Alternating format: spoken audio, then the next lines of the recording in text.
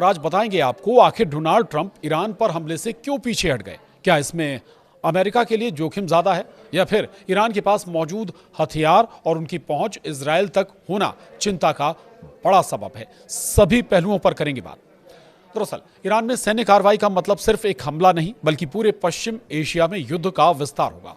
अमेरिकी रणनीतिक आकलन में यह स्पष्ट हो गया है कि ना तो ईरान के भीतर रिजीम कोलैप्स की स्थितियां मौजूद हैं और ना ही सीमित हमले से कोई निर्णायक लाभ मिलेगा। इसके उलट क्षेत्र में मौजूद अमेरिकी ठिकानों, इजरायल की सुरक्षा और घरेलू राजनीति तीनों पर भारी जोखिम है।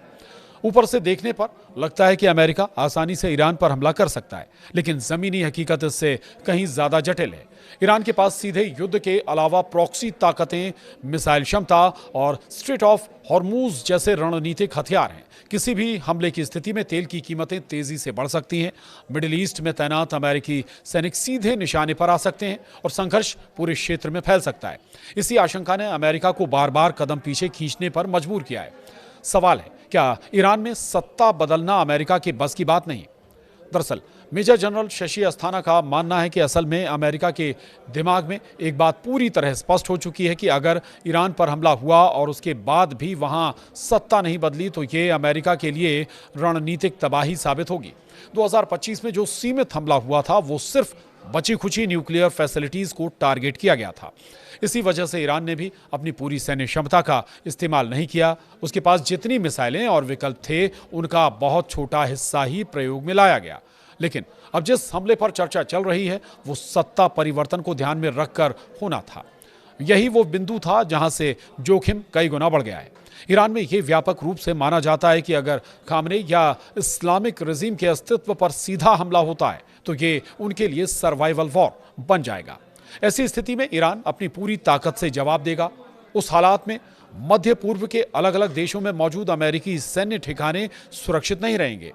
ईरान की मिसाइलें वहां तक पहुंचने में सक्षम है और इससे भारी अमेरिकी जान माल का नुकसान होने की संभावना भी बनती है। अमेरिका ऐसा जोखिम तभी ले सकता था जब उसे यह भरोसा होता कि 100% सत्ता परिवर्तन सफल होगा, लेकिन जमीनी हालात ये भरोसा नहीं दे सकते।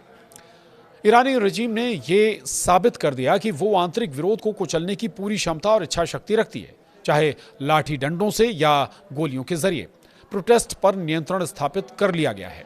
इससे यह संदेश गया कि सत्ता अभी भी मजबूती से काबिज है। दूसरा, शाह के बेटे और क्राउन प्रिंस रजा पहलवी की लोकप्रियता इतनी व्यापक नहीं है कि वे देश के भीतर किसी बड़े जन आंदोलन को नेतृत्व दे सकें।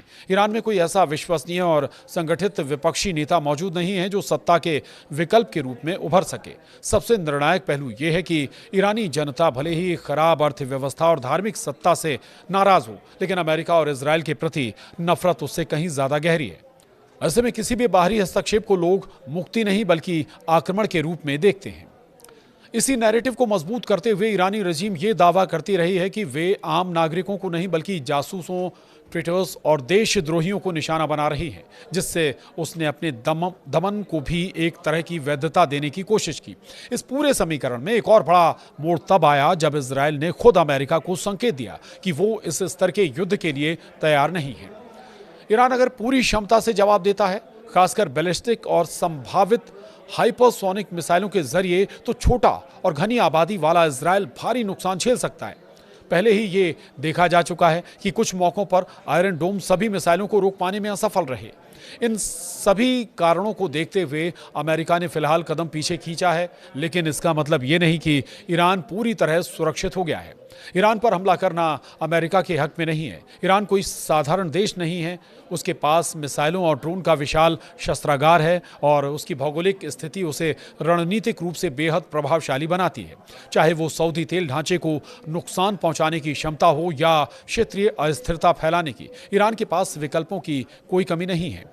दरअसल अमेरिका की कोशिश ये थी कि अंदरूनी असंतोष को इतना भड़काया जाए कि रजीम अपने ही बोझ से गिर जाए और फिर उसमें थोड़ी सी बाहरी चिंगारी डालकर सत्ता परिवर्तन करा दिया जाए। एक तरह से ये बांग्लादेश मॉडल को दोहराने की कोशिश थी। बांग्लादेश में सेना शेख हसीना के साथ थी, लेकिन उसने ज्यादा मदद नहीं की, जिससे परिवर्तन संभव हुआ। वहीं ईरान में स्थिति बिल्कुल अलग है। इस्लामिक रिवोल्यूशनरी गार्ड कॉर्प्स यानी IRGC सुप्रीम लीडर खामनेई के साथ पूरी तरह खड़ा है। वे रजीम की रक्षा के लिए किसी भी कीमत पर लड़ने को तैयार हैं।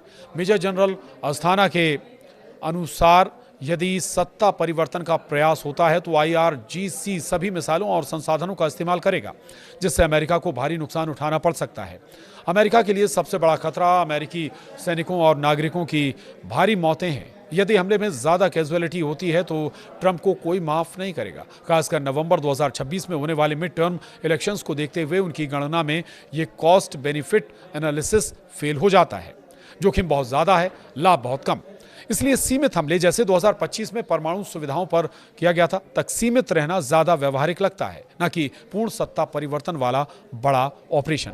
वहीं हाल ही के वर्षों में ईरान ने मोसाद, इजरायली खुफिया एजेंसी और CIA से जुड़े कई लोगों पर आरोप लगाकर गिरफ्तारियां और फांसियां भी दी हैं।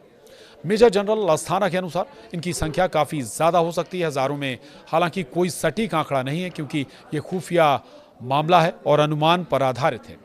लेकिन ईरान की सख्त धार्मिक व्यवस्था के बावजूद कई लोग खरीदे जा चुके हैं।